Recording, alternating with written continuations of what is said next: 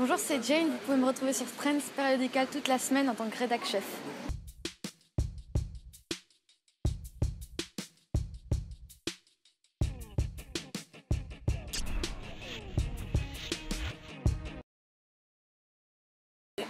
Salut Jane, on est vraiment content de t'avoir pour le coup, donc on est là pour la sortie de ton tout premier album. Ouais. Comment tu te sens?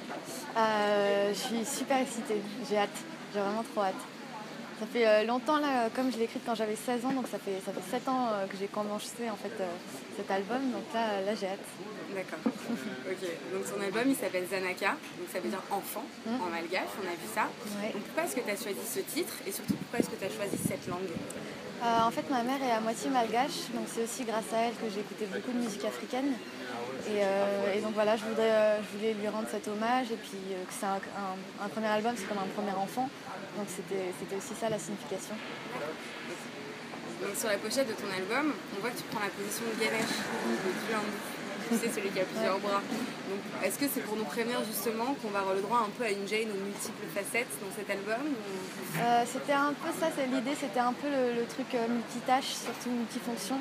Et puis, par exemple, c'était aussi pour faire un clin d'œil au live, parce que pour l'instant, au live, je suis toute seule. Et voilà, j'utilise des machines, des loopers, donc c'est un peu la démultiplication qu'on a retrouvée aussi dans le clip de com. La démultiplication un peu de tes talents et toutes tes capacités artistiques que tu peux avoir. Ouais, on va voir ça un petit peu tout à l'heure, parce que tu touches un peu à tout, tu es une artiste assez complète. J'essaye. Qu'est-ce que tu as souhaité au final raconter un petit peu à ton public dans cet album? Quels sont les messages que tu voudrais vraiment faire passer à travers tes nouveaux titres? C'est un message un peu de multiculturalité, c'est-à-dire que voilà, j'ai essayé de faire un album assez éclectique, avec plusieurs styles différents, et j'avais vraiment envie que les gens s'ouvrent en écoutant mon album. Et voilà, par exemple Makeba, j'aimerais bien que des gens qui ne connaissent pas Makeba aient la curiosité du coup d'aller voir qui était Myriam Makeba. Oui, c'est vraiment une ouverture d'esprit musical que j'avais envie de faire. Donc à travers tes musiques, tu essayes aussi un petit peu de rendre hommage aux personnages que tu admires ou aux personnages que tu apprécies? Oui, comme Makeba, oui, c'était exactement ça, c'était un clin d'œil, et puis c'était aussi, j'ai parlé beaucoup de rencontres aussi dans cet album, donc des rencontres que j'ai pu faire à l'étranger ou en France. Et voilà, c'est ces rencontres qui m'inspirent aujourd'hui. Et voilà, c'est là où j'ai vraiment envie de rendre hommage à ces personnes-là.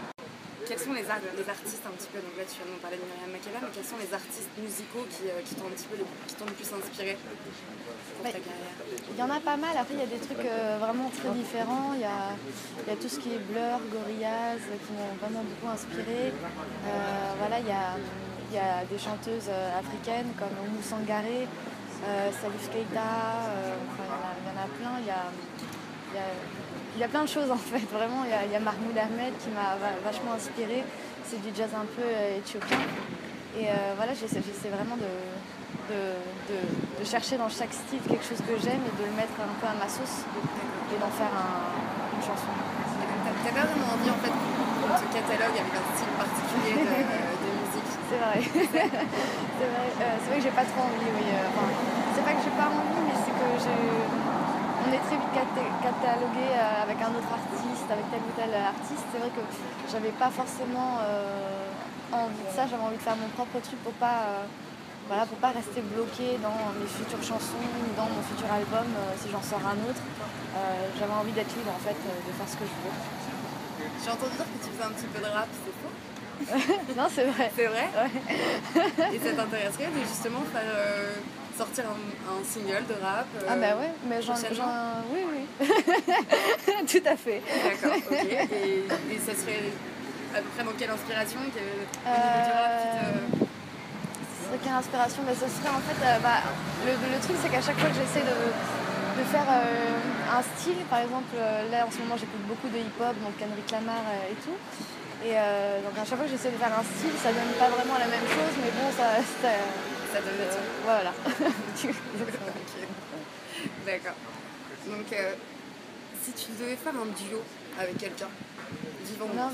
D'accord. Oula. Question difficile. Je pense que ce serait Otis Redding. Pourquoi? Parce qu'il a la classe. C'est une bonne raison. Ok. D'accord. Et si tu avais pu écrire un classique de la chanson? Je crois que ce serait n'importe lequel. Ouais. C'était Feeling Good de Nina Simone. D'accord. Ouais. Donc tu as fait ta première partie, la première partie de Christine and the Queen. Donc c'est énorme. Et est-ce que c'est un personnage qui t'inspire un petit peu? Tu te sens proche de Oui, son univers? elle est super inspirante et puis elle fait des choses incroyables. C'est-à-dire qu'elle danse, elle chante. C'est vraiment un show à l'américaine ce qu'elle a fait. Et oui, non, je trouve ça hyper inspirant. Voilà, moi, du coup, ça m'a donné aussi envie de créer une sorte de spectacle plus que de live en fait. Et non, je trouve ça hyper inspirant qu'il y ait des gens comme ça aujourd'hui en France qui mettent le niveau un peu au-dessus, quoi. D'accord, ok. Donc toi tu chantes, comme on vient de le dire, donc tu composes, tu écris toi-même tes musiques, tu joues aussi de nombreux instruments, tu as un statut d'artiste assez complet. C'est quelque chose qui te tient à cœur vraiment de justement maintenir un petit peu ton travail de A à Z et de pouvoir toucher Ce que je trouve le plus compliqué dans la musique, c'est de rester complètement indépendante. Et le moyen pour rester indépendante, c'est d'avoir un peu son œil sur tout.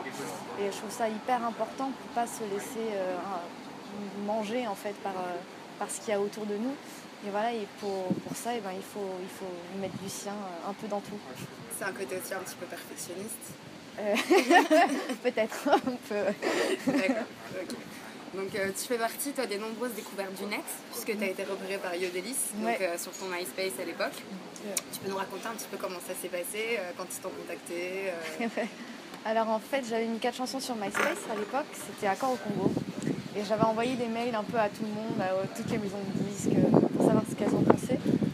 Et donc j'ai reçu une seule réponse, et c'était la réponse de mon manager actuel en fait. Et il connaissait par le biais de quelqu'un, Maxime Luchy, qui a écouté mes maquettes, donc comme.